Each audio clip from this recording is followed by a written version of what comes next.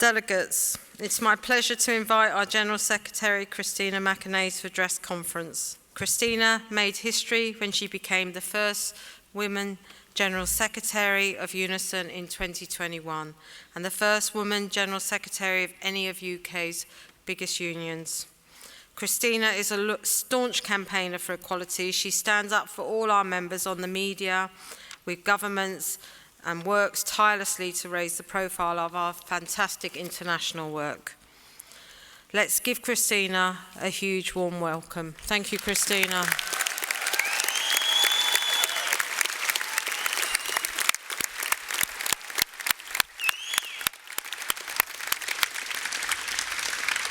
Thank you. Can I just ask, can you raise this a little bit? A bit like Lady Lola, I'm not quite as short as that. Thank you, that's fine.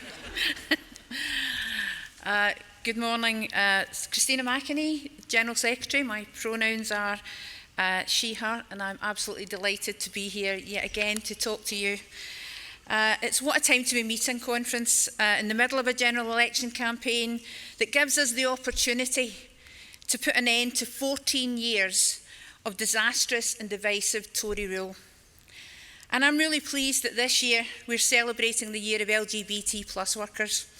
Given the way the Tories and the right, and indeed some others, have tried to weaponise LGBT plus issues, it's important that we have this opportunity to celebrate diversity and to speak up yet again and continually against discrimination and violence.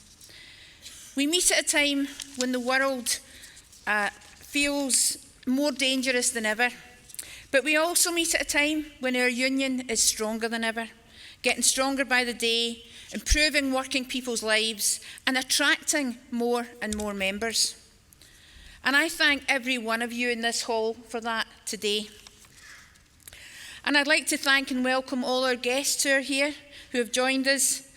And I'd like to take this chance to thank all of our senior lay leaders across the union, in regions, self-organised groups, in our service groups and bargaining committees, and of course our NEC.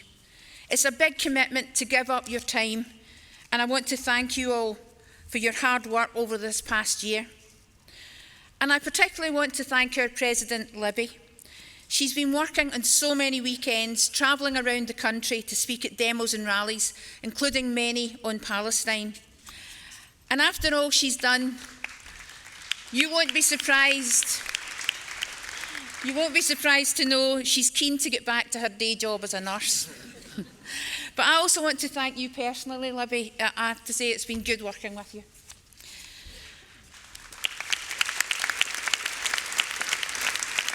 And I'd like to thank our Standing Orders Committee. The tough job they do, too often thankless job that they do, putting this agenda together to keep our conference focused and running smoothly. And of course I want to thank our staff up and down the country and in our head office for their hard work and dedication. Many of you might not realise, but we have a whole team who work all year round to make sure our conferences, and we have 14 of them every year, I have to tell you, we're the only union that has this, are a great success. And that team's headed up by Maggie Ferncombe, the Director of our Executive Office, and I want to thank her. And I also want to thank Joan Walker, who works with her, who works hard all year round to support our NEC and our President.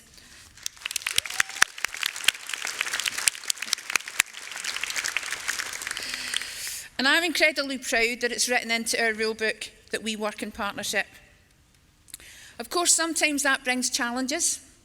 But I can honestly say that the best work we do, our strongest successes, come when our lay leaders, and that's everyone in this room, work in partnership with our staff. And we need that strength that comes from that partnership. Because, conference, over the last 14 years of Tory chaos and cuts, we've all suffered along with the rest of the country. A revolving door of clueless Prime Ministers and Ministers making political choices that resulted in a cost of living crisis and plummeting living standards. But through all this, Unison got on with the business of supporting our members. With a government hell-bent on curbing workers' rights, times were tough, but we persevered, stuck to our principles and delivered on our promises despite the challenges. 3 years ago, when I became your General Secretary, I made a number of promises to you and our 1.3 million members.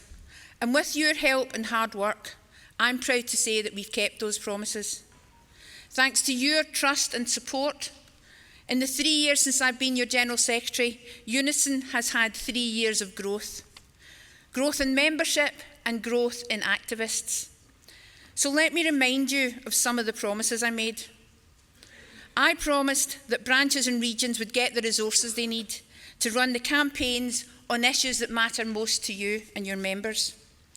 The Branch Support and Organising Fund, and let's be honest, not everyone supported it. Some parts of our union were very opposed to it at the time. But now, I hope we can all see the successes that have come from it. Regional leadership teams agreeing together on your priorities. Branch Support and Organising Fund staff supporting successful local campaigns and disputes, action that has put money into the pockets of our members. For our healthcare assistant members, that's £70 million and counting.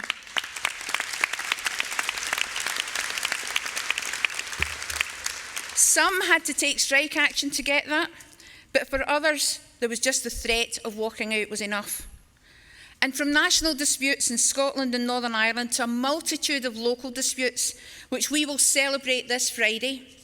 Disputes, campaigns, successes that show when we work together, we can win together.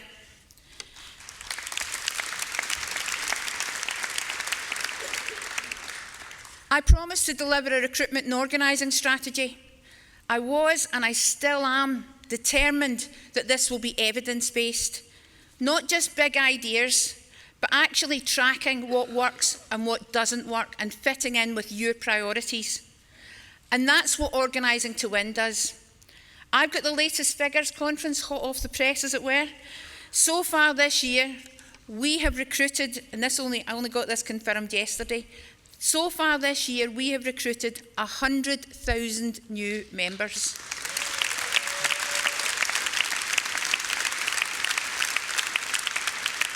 And on top of that, we're holding on to members because our retention projects are already paying dividends. With net growth so far this year, now you heard I think last year it was 7,000, net growth so far this year of 20,000 members, and we're only halfway through the year. And we're sustaining that growth with over 4,000 new activists. More activists to help grow our union, make us stronger in workplaces, and yes, to spread the workload. I also promised to campaign for a national care service, and our campaign has already secured that commitment from the Labour Party. And a national care service will be a life changer for people of this country. That's the power of Unison. We championed this policy from its inception, and politicians listened. This year so far, our social care membership has grown by almost 10,000, many of them migrant workers. And I promised to establish the Unison College. Since its launch 2 years ago, it continues to expand the union's commitment to learning and training. It provides opportunities for members and activists across the union for both their personal and their professional development. I'm proud to say that in the last year we've trained over 10,000 members, empowering our members and activists with new skills, new knowledge, new confidence. These achievements are also testament to the outstanding staff I work with. We have within our ranks specialists who command respect both inside Unison and in the wider world. Our outstanding lawyers who have listened to members' voices, built compelling cases and delivered legal wins in the highest courts in this land. In April, we won a landmark case at the Supreme Court taken by us on behalf of our member Fiona Mercer. Fiona took strike action over her employer's plans to cut payments to care staff who did sleep-in shifts. Her employer singled her out and suspended her from work. The Tory government actually intervened in this case to support the employer's case, but the Supreme Court agreed with us that the right to strike is a fundamental human right.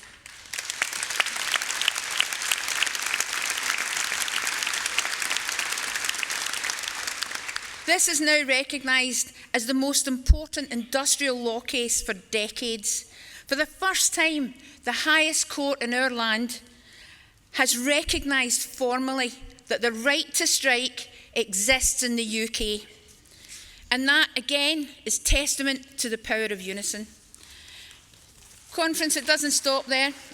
I don't know if some of you might have, if you've been following the Unison website, you might have seen this, but about an hour ago, Shanta David, the Director of our Legal Services, came up and handed me a piece of paper, and I've got it separately here, so I'm going to tell you what it is. So last year, some of you might remember, I really don't expect most of you will, but some of you will, that at this conference I promised, it was the 75th anniversary of Windrush, and I announced that Unison would be taking a High Court challenge on this, after the government had scrapped key recommendations made by the Wendy Williams independent review into the Windrush scandal. Well, I'm delighted to tell you, Conference, we got the decision from the court at 10:30 this morning, and we've won.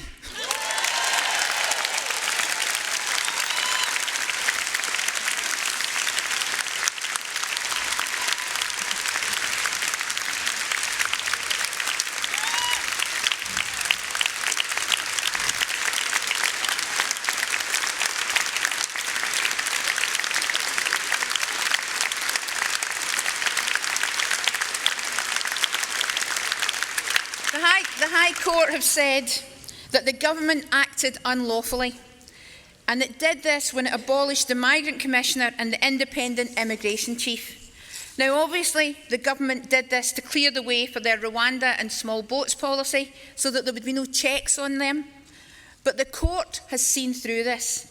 Conference, this is an amazing victory for Unison against the Tories, but an even bigger victory for those victims of the Windrush scandal.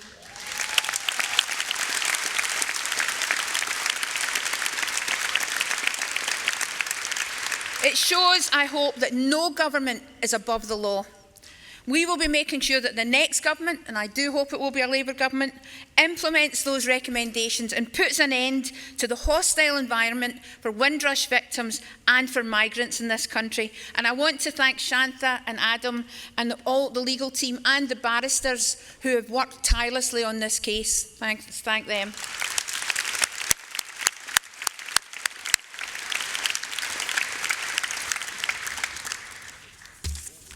Now I go back to my speech. So, Conference, as you know, I tried to show some of it in the video. I've travelled a lot this past 12 months. I visited our most northerly branches in Shetland and Orkney, and I know they're here because I've seen them. They're here somewhere. And I visited a school where we had the most northerly picket line in the country, right at the north of the Shetland Isles. A small school with 18 pupils, with just 3 support staff members who all took strike action last year. I've been to North and South Wales. I've visited branches in every region, in ambulance stations, schools, hospitals, local authorities, and many other places. I was in Belfast, where, despite a year-long dispute over pay for public service workers, our members braved a final freezing cold 24 hours on strike that forced the politicians in Northern Ireland back into Stormont. What an achievement.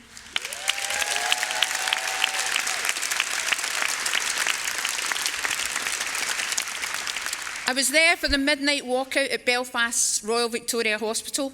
The next morning I was standing on the early morning picket lines with school staff, and later that day I was helping to hold our banner on the huge march down to Belfast City Hall. Change happened there because our members took action. In Scotland, we had the biggest local government strike in years.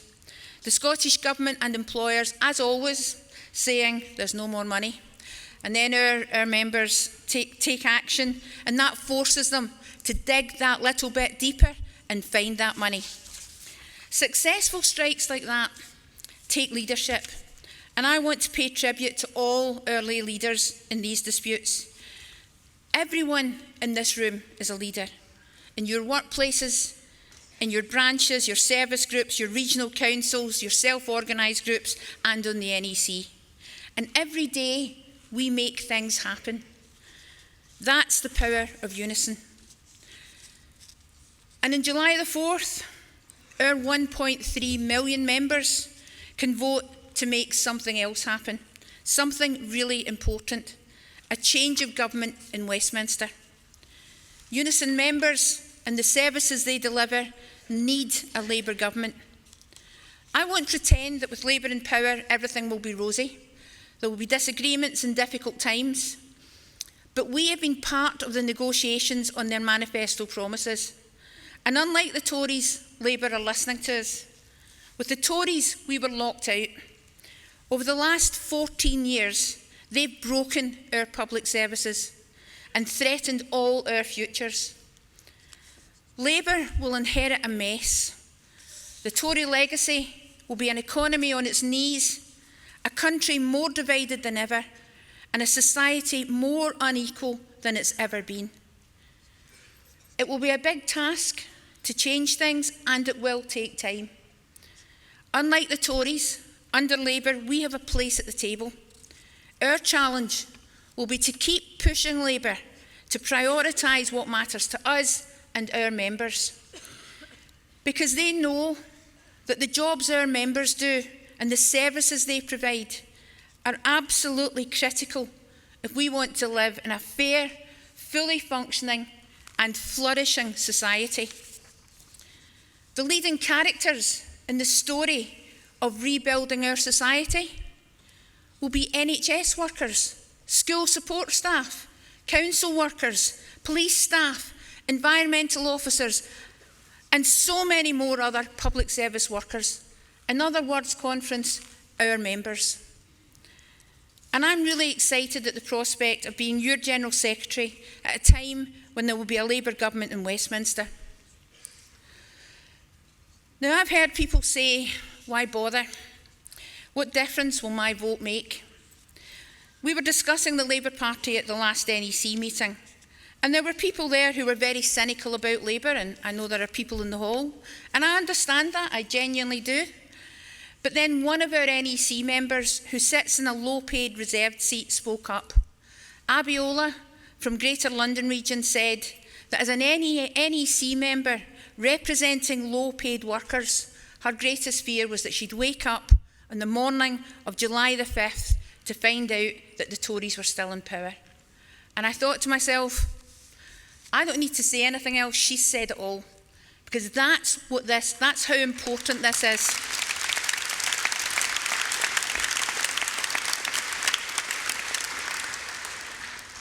Years of negotiating on behalf of our members has taught me that we should never let the perfect be the enemy of the good. When I was growing up, my mother was adamant that we always had to use our vote. She used to say, people died fighting to get us the vote, so never waste it. And one of my abiding memories is whenever the Tories won a general election, and that happened a lot when I was young, my mother used to cry, because like Abiola, she was a low-paid worker all her life, and she knew the Tories would do nothing for her and people and families like hers. So election day can't come soon enough for me. We've spent the last 14 years at this conference condemning the Tories, and now it's time to do something about it.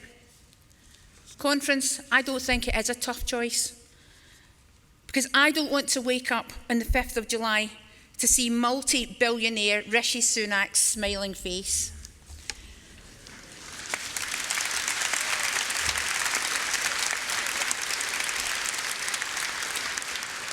And seriously, Conference, who'd have thought that his rain-soaked election announcement, remember it when he was covered in rain? Who would have thought that would be the highlight of his campaign? Because it's just gone downhill since then. Leaving the D-Day event early for a TV interview was so disrespectful. And in that interview, he was asked if he'd ever had to do without anything as a child. You know this. He said he'd had to do without Sky television. Because his parents were saving up to send him to one of the poshest, most expensive private schools in the country. But Conference, you know what the truth is? Nobody had Sky TV then, because he was already at that private school when Sky TV came into being.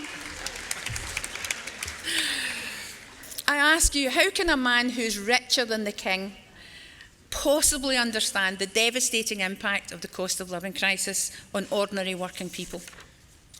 So on July the 5th, I do want to wake up to a Labour government, because I want to make sure we get a national care service, a fair pay agreement for care workers, a new deal for school support staff, a government that understands the pressures on local authorities, a government committed to rebuilding our NHS, a government committed to ending not just the gender pay gap, but a pay gap that means you earn less money if you're black or disabled.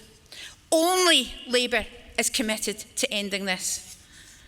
I want to wake up to a government whose green agenda is not just about our country and our industry, but about recognising that green policies are literally life and death to people across the world.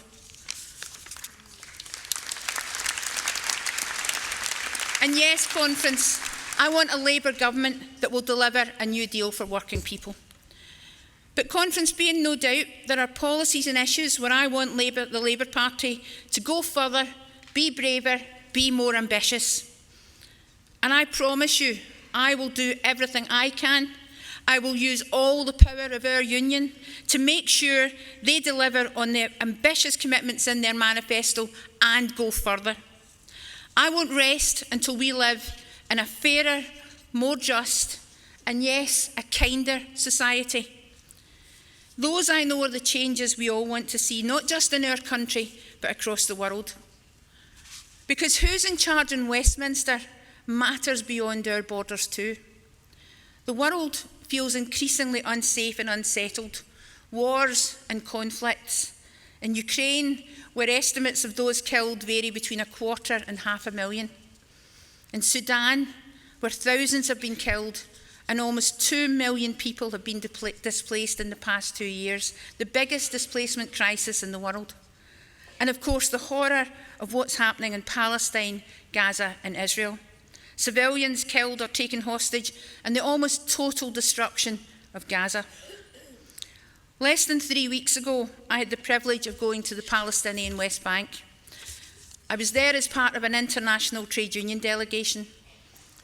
For the first time ever, all 8 international union federations came together at the request of the Palestinian Trade Union Federation. We had the honour of meeting the Palestinian President and several government ministers. And we discussed what pressure we could put on our governments to bring a just and swift end to this terrible conflict. I also met with public sector workers. I'd never been to Palestine before, but driving to Ramallah from Amman in Jordan, I saw something a little of the reality of life in an occupied country. Israeli forces control every border. They control every road, closing them and setting up roadblocks where and when they please. It felt like a way to intimidate and humiliate Palestinians. But the people we met agreed that more violence and war is not the answer. They do not support Hamas, but they do want international support for an immediate and permanent ceasefire.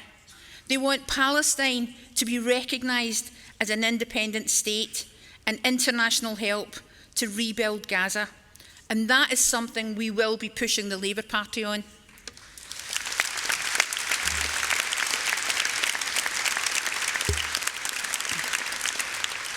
But one of the many experiences that will stay long in my memory was of meeting a public sector worker from the Jenin refugee camp who told me he just wanted 2 things.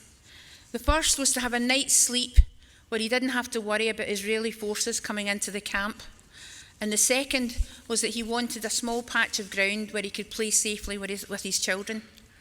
Such modest hopes, but ones that show just how hard life is for Palestinians. And something else that struck me while I was there was how often Palestinian politicians and workers and trade unions spoke about South Africa. It was their inspiration. And next month, there will be a celebration at Westminster Abbey of the 30th anniversary of the end of apartheid. I've been asked to speak at the celebration in recognition of the work of the union movement, and in particular the campaigns led by Unison and the 3 former partner unions, NALGO, COSI and NUPE. I'm very proud to represent our union there, and it's fitting that South Africa still stands as an example of how profound and peaceful change can emerge from violence and oppression, even when there is deep division. Today, there's a glimmer of light at the end of our 14-year tunnel, but we have to move towards it to make it brighter. A Labour government in Westminster means the start of a new chapter, a chapter full of possibilities for our union and our country. But recent history reminds us that the greatest risk we face is complacency. The feeling that with Labour so far ahead in the polls, victory is assured. When Theresa May called the general election in 2017, she had the largest poll lead of any Tory Prime Minister in modern history, larger than the lead that Labour currently enjoys over the Tories. The result? A hung Parliament, a disaster for her and her party. In the final weeks of this election, there will be unexpected twists and turns. So let's work together to use our powerful influence to make sure Thursday, the 4th of July, is the dawn of a brighter future. Conference, in the words of Nelson Mandela, it's in our hands to make a better world for all who live in it. Thank you.